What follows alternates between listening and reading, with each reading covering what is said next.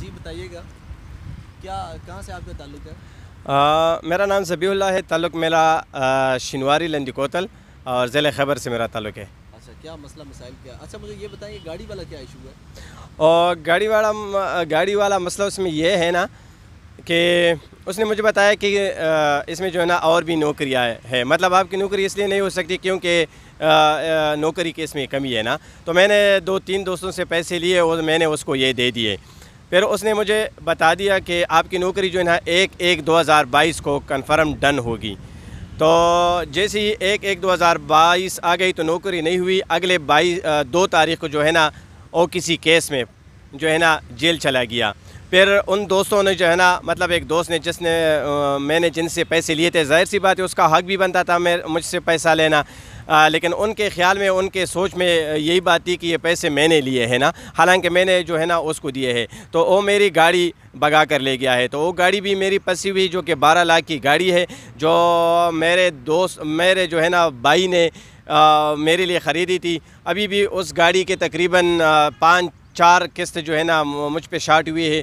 ان کے میں قسطیں جو ہے نا میں دیتا ہوں، شارٹ ہے مجھ پہ اور گاڑی میرے پاس نہیں ہے. جی بالکل آپ کو بتائیں جو ذبیح اللہ ہے انہوں نے اپنے دوستوں سے جو ہے وہ پیسے اکٹھے کر کے 12 لاکھ روپیہ دیا فیاض کو.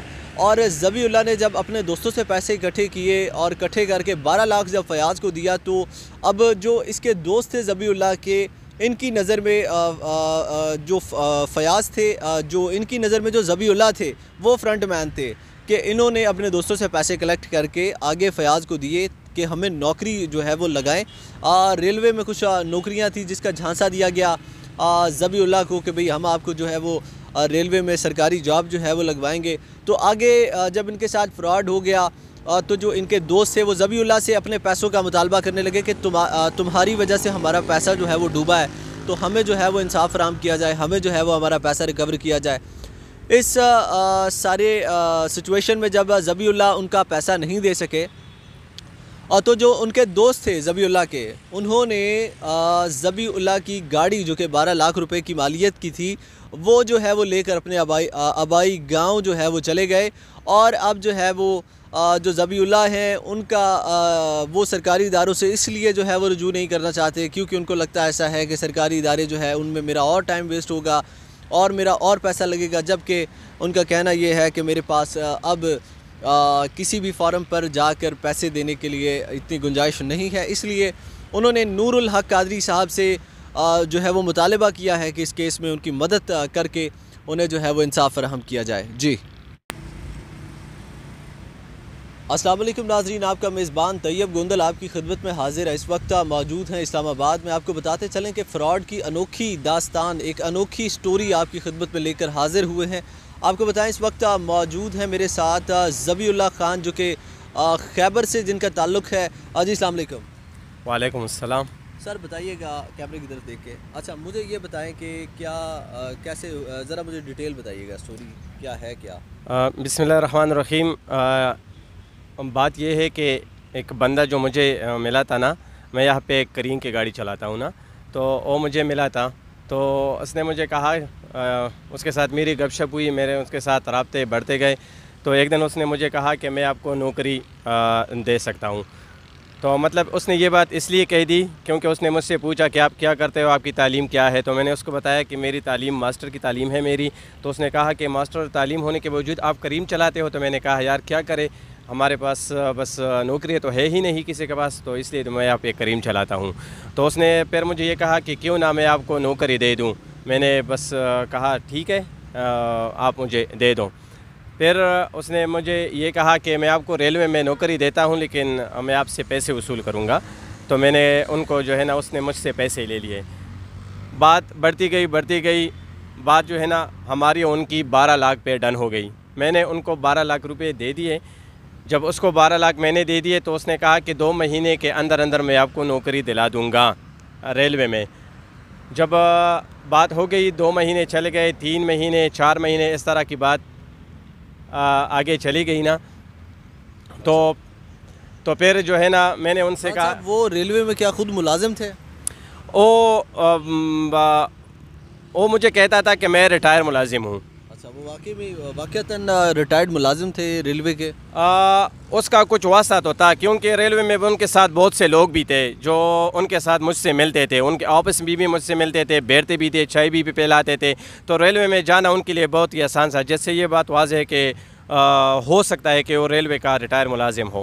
अच्छा, आपका कहना ये है कि उन्होंने जो है वो अपने आप को रिटायर्ड मुलाजिम शो करके आपसे 12 लाख रुपए लिए नौकरी का झांसा देकर? बिल्कुल ऐसा ही उसने किया, नौकरी का झांसा देकर उसने मुझसे नकद 12 लाख रुपए ले लिए। ठीक है, फिर इसके अलावा फिर क्या हुआ? आपने जब नौकरी आपकी लग गई, नहीं लगी? वो तारीख़ पे तारीख़ें दे रहा था सर, 1 महीना 2 महीने, तो इसी के दौरान तकरीबन अभी आज 17-16 महीना चल रहा है कि मुझे वो नौकरी नहीं मिली। अच्छा, 12 लाख रुपए दे के तो आपने नौकरी जो है वो लेना चाहिए, मगर आपको जो है वो आगे से फ्रॉड हो गया। अच्छा, वो बंदा अब क्या करता है? आपको क्या पैसे वापस करेगा या वो बंदा जो है वो फ़रार हो गया है? क्या कहते हैं आप? सर, आपके इस सवाल से पहले जो है ना मैं थोड़ा सा वजाहत करूँ कि मैंने उनके साथ जो कचहरी के स्टाम्प लिखवाए थे ना, तो मैंने अपने नाम से वो स्टाम्प निकलवाए थे। तो फिर मेरी चंद लोगों से बात हो गई तो उसने कहा कि आपके ये स्टाम्प नहीं चलेंगे, फिर आप ऐसा करो कि उनसे वो स्टाम्प निकलवा दे, उनकी नाम से ही निकलवा दो कि उसमें वो ख़ुद इकरार करे कि उस बंदे ने, ज़बीउल्लाह ने मुझे जो है ना पैसे दिए हैं, तो जिसने मतलब उसने मुझे पैसे दिए हैं। तो मैं उनके यहाँ गया, तो उसके घर गया तो उनसे बात हो गई, तो उसने कहा मैंने उनको जो ये ख़त दिखा दे, तो उसने कहा कि मैं एक बात पे इकरार कर सकता हूँ, मतलब ये ख़त लिख सकता हूँ आपके साथ कि आप पैसों में जो है ना थोड़ा मुझे ये कम कर दें। तो फिर यूँ हुआ कि मेरी और उसकी बात जो है ना 12 लाख से जो है ना 7,39,500 रुपये पे बात हो गई कि चल मैंने आपको ये पैसे छोड़ दिए, आगे से हो सकता है आपके साथ भी कुछ हुआ हो ना हुआ, लेकिन इससे तो मेरा कुछ लेना देना नहीं है ना। लेकिन मैंने उनको जो है ना उसने फिर ख़त लिखवा दी कचहरी से, जिसका ओरिजिनल भी मेरे पास है, उसके प्रोटेस्टेड भी मेरे पास है, और उसने ये इकरार किया है कि मैं प्लाना ये इकरार करता हूँ कि मुझे ज़बीउल्लाह को इस तारीख़ तक 7,39,500 रुपये देने हैं। जैसा कि खान साहब आप बता रहे थे कि आपका एक मोबाइल था और उस मोबाइल के अंदर उस बंदे के ख़िलाफ़ क्या नाम बताया उस बंदे का जिसने आपके पैसे दिए? ये बंदा जो है ना जिसका नाम राजा मोहम्मद फ़याज़ है, जबकि उसके वालिद का नाम राजा, जैसा कि आपने बताया था उसके वालिद कि का नाम जो राजा फ़याज़ हैं, अब्दुल फ़याज़ जो है वो उनके कुछ एविडेंस थे आपके पास, और जिस मोबाइल में एविडेंस थे वो मोबाइल कहाँ गया? राजा अब्दुल फ़याज़ तो नहीं है, राजा मोहम्मद फ़याज़ है। मिट्टू खान मार्केट, मतलब मिट्टू खान अखाता जो रेलवे स्टेशन के बिल्कुल करीब है, वहाँ पे वो रहता है। तो उस मोबाइल में उसके मेरे पास जो है ना बहुत ज़्यादा सबूत थे, उसके व्हाट्सअप थे वग़ैरह वग़ैरह, ऐसी चीज़ें थे जो मैं आगे कहीं भी उनको पहुंचा सकता था। अल्हम्दुलिल्लाह अब मेरे पास जो अभी मैं ये इंटरव्यू दे रहा हूँ तो मेरे पास ऐसे सबूत है कि वो मतलब वो पकड़ जा सकता है।